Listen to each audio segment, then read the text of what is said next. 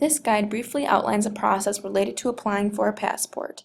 All individuals must have their own valid passport when traveling internationally. The passport must be valid 6 months beyond your return date. So this is the website you're going to go to, travel.state.gov. This is going to tell you everything you need to know about getting a passport. And the first step is to go to apply for a new passport. And this is going to take you through the steps, the whole process, step by step. So down here first you're going to answer some questions. So where do you currently reside? Answer that. And then what's your date of birth? And then have you ever had a U.S. passport? Answer yes or no. And then click next. And now it's going to tell you the cost. So you're going to go through this, kind of estimate what you're going to spend. So come down here, you're probably going to spend the $110 for a passport book. Passport cards are when you're going to go somewhere nearby like Canada or Mexico. So likely you're going to click the book, and then it's going to ask you the processing method. So how long is it going to take to get this passport? Standard processing is about 4 to 6 weeks.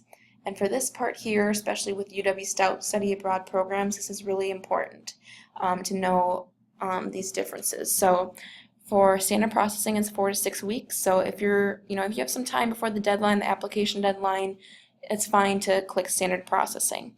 If you're doing especially a faculty-led program and you're close to the deadline for applying and you haven't gotten a passport yet, you're going to want to expedite your passport.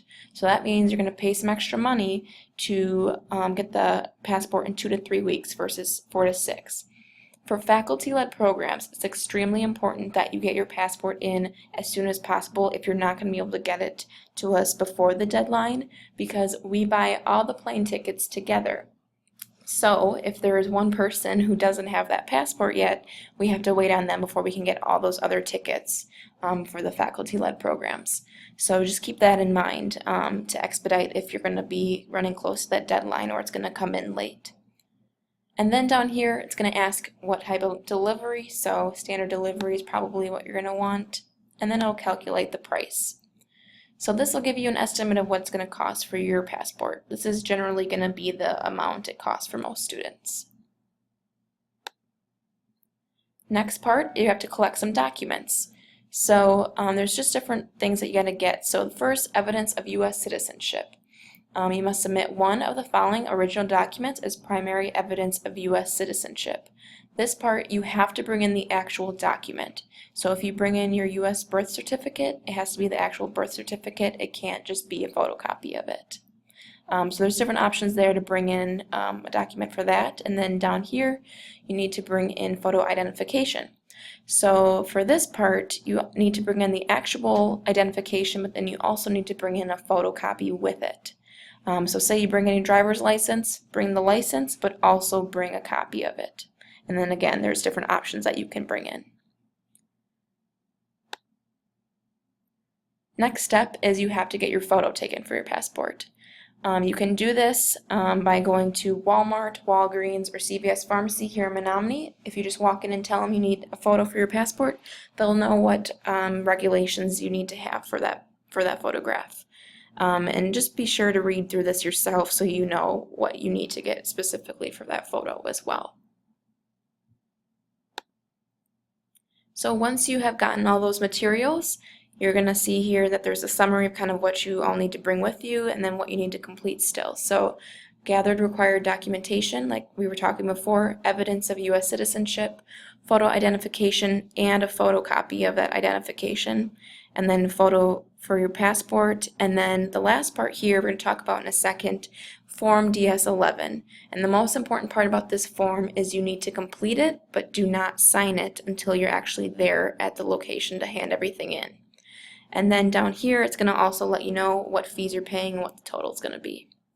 So going back to the Form DS-11, this is the last part of the application you have to do. So this is a form you have to fill out. You can either print it off, there's a PDF form, and fill it out by hand, or you can do it online and then print it, and then you have it typed up online. So it might be a little bit neater that way. But the most important part either way is do not sign it until you go to the location to hand everything in.